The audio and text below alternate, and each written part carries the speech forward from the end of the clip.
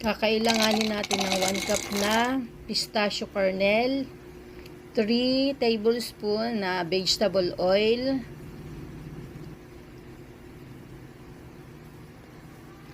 at 1 tablespoon na vegetable shortening.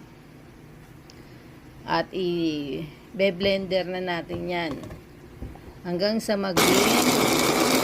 Hindi naman siya sobrang pino kasi hanggang ganyan lang ang abot ng ating blender.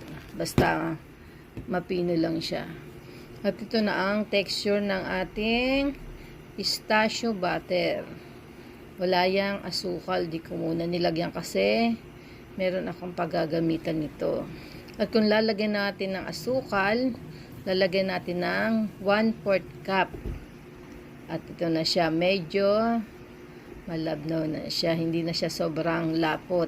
Maganda na siyang i-spread.